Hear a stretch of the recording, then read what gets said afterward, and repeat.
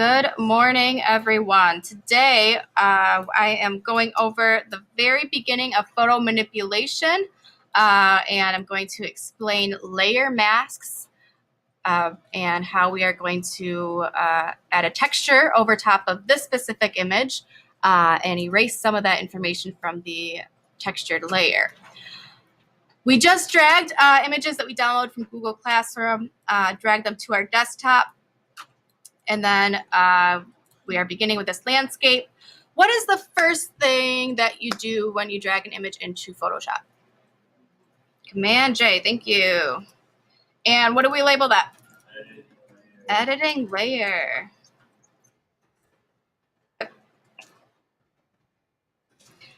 Now, once you have this editing layer clicked on, what do you think we need to do to this image first?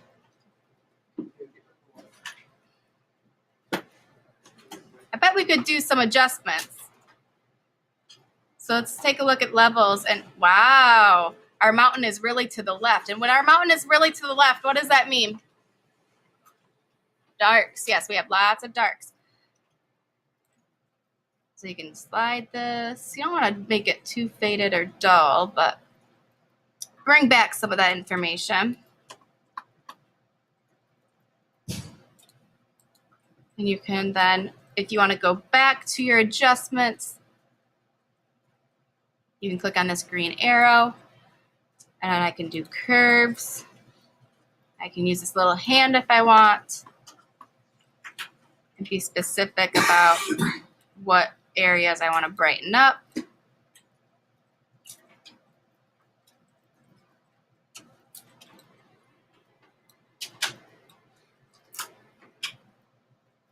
With it still looking natural. Now I want you to take a look at your layers panel. You do have these adjustment layers stacking up.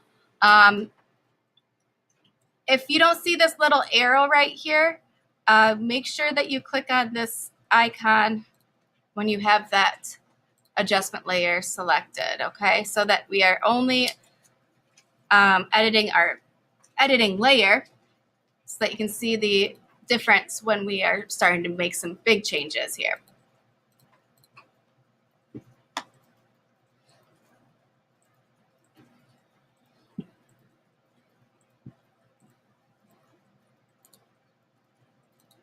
Might do some hue and saturation. Take that little hand, be specific about what colors I want to saturate a little bit more or a little bit less.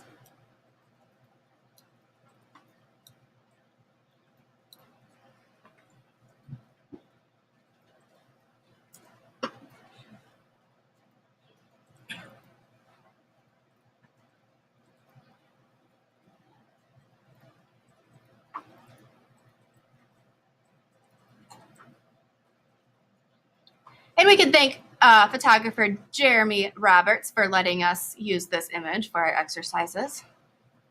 You notice his watermark down there.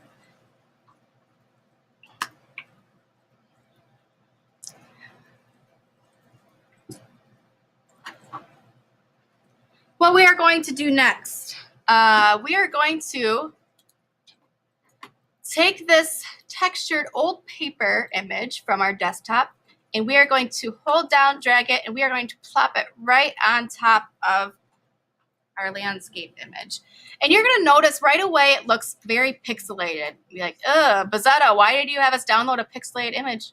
Actually, it is a sharp image, but Photoshop doesn't show the quality of the image until you confirm that you want it to be in Photoshop. So you're going to see a check mark up here. And very often, if you ever see this check mark at the top, one of your option panels, you can't do anything else. It won't let you. You'll hear that sound like, no, no, no, you can't do anything. Or this will pop up, place the file. So you want to make sure that you check off or press enter whenever you're adding another image. And then you see finally that image does sharpen. But you have to reassure Photoshop, yes, I'm pretty sure I do need to place that in there. So And when you do that, you'll see that you have a layer over here of that textured paper. Now,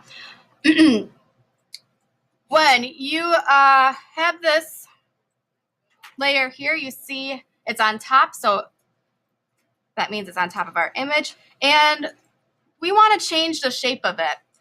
You want to write this down, Command T. Command T means transform. So whenever you have an object, a layer that you want to change its size or shape, you will press Command T. Now you'll see that there are these anchors that you can then pull this image from edge to edge. In this version of Photoshop, again, this will be pixelated for a moment. When you press enter, it'll sharpen up again. And we're covering up that entire landscape.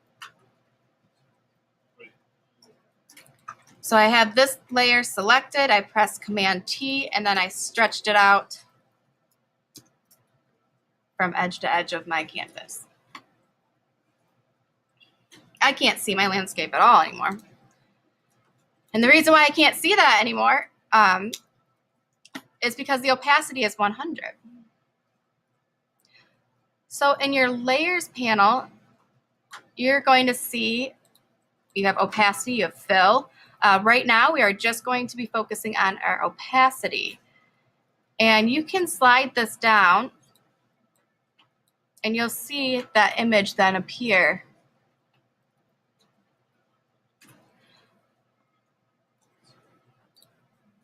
If your image is looking a little bit light, it's probably because it's below the adjustment layers, by the way.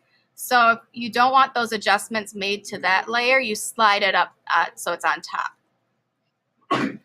Just an FYI.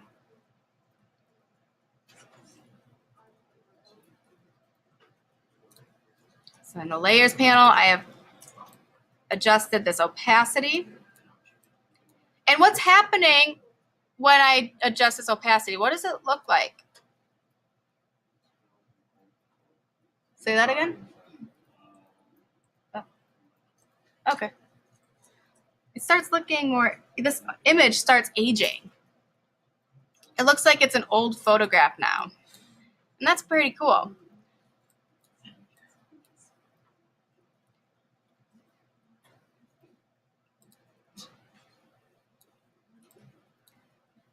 So I'm going to turn my opacity up to 50, and you can type it in as well in this little box here. So I want everyone to have their opacity, not their fill, your opacity at 50%. I have my fill still at 100%.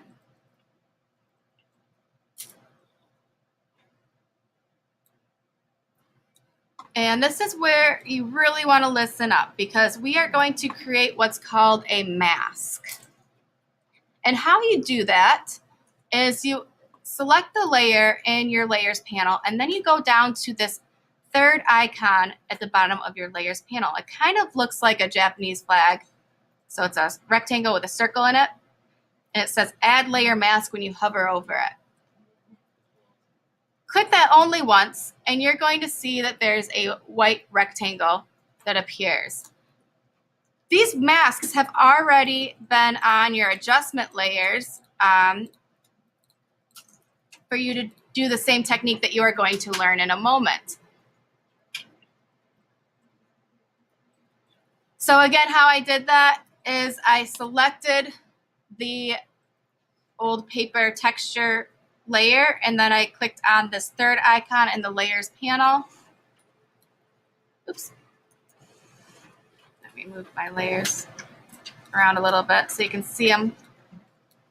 So this icon right here in my layers panel, and that created this white rectangle, and this is a layer mask thumbnail is what it's called.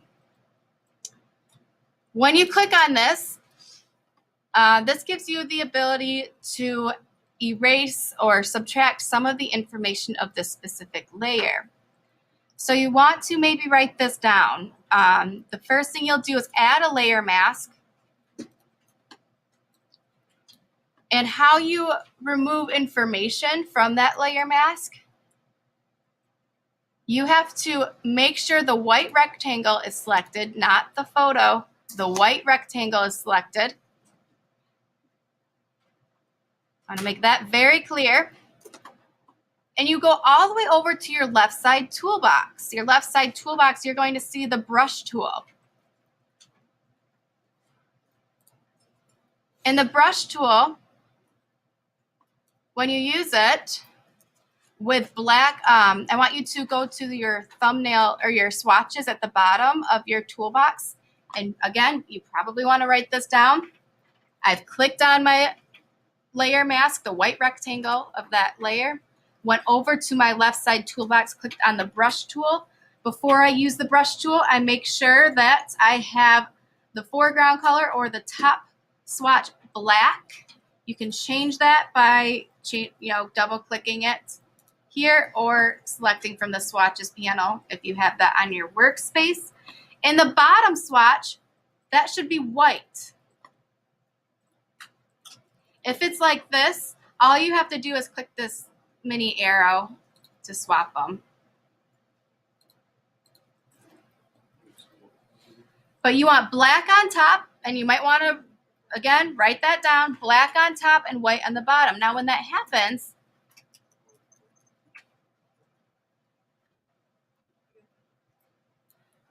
your brush becomes almost like an eraser.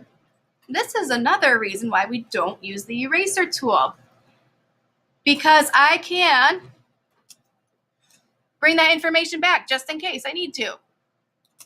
And how I did that was I pressed X and I flipped it, or this little arrow, so white's on top to add it, black's on top to remove information.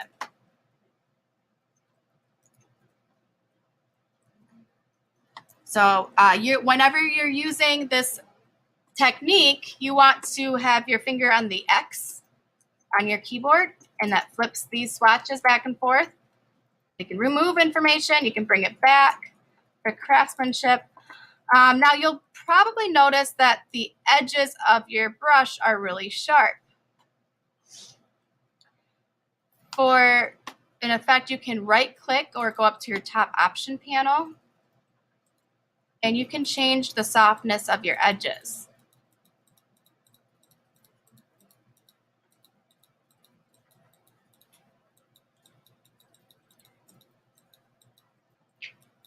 What's happening to my thumbnail in my layers panel? There's a big black blob. That black is what represents the area that you have subtracted. So when you add, you subtract that information in this layer, you'll see that your mask is showing the exact areas that you've subtracted. Press X if I want to bring any information back. So white's on top if you want information to come back. X. Black's on top then if you want to remove that information.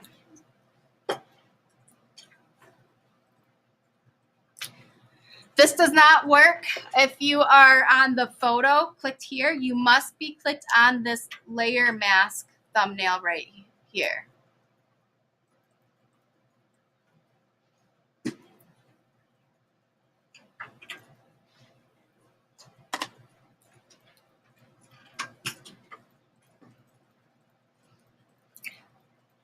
And this layer, this entire layer is 50% opacity. How are we doing?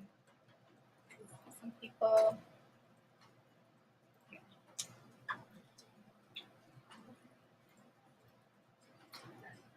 So.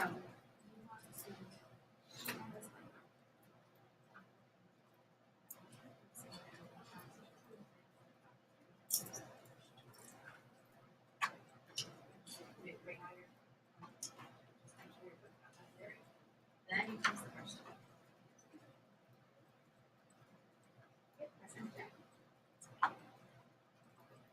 Now you're able to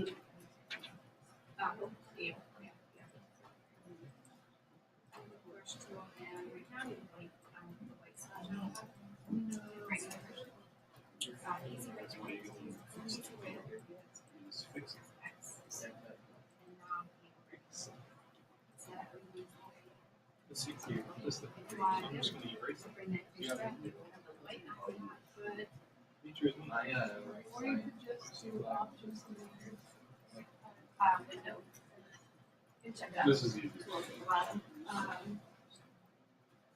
I'm sorry. Yeah, the other. Yeah.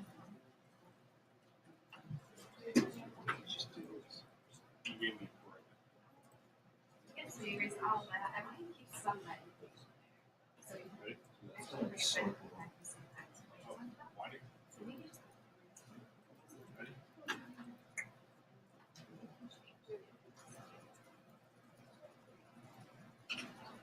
So, lastly, I want to say about this tool.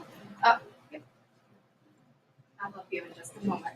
Lastly, I want to say about this tool is at your top option panel, you'll see there are different modes. We're staying on the normal mode for now, but you can change the strength of this or the opacity of that as well with your, oops. If anything comes up about your image needs to be rasterized, just say okay. I also need to make sure this is white. On the mask. So you can play around with right-clicking to change the edge of your brush and go up to the top for your opacity or the strength.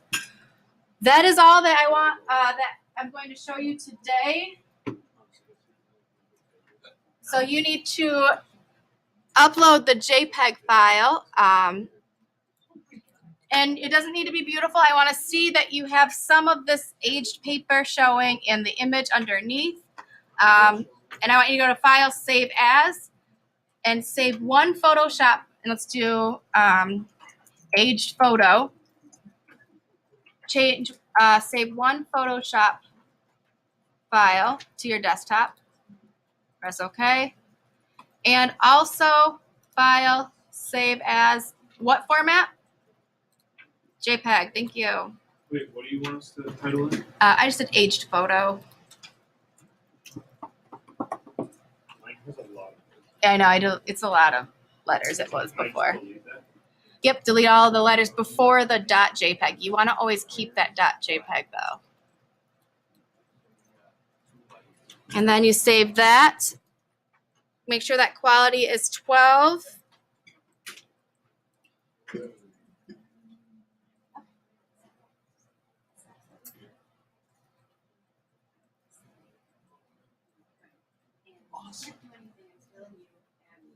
I think this photo is actually sick. That's what I like yours. We should combine our contest. That would be a pretty tough one. How you switch that really easily is with that arrow. So pick it down and see. You have a really wild brush. Let's change it. Let's right click and change it to an brush. Yep. That looks like fun. Yeah. The highest is 12, right? So, yeah, it does make sense, but that's what's well. I just named it aged photo.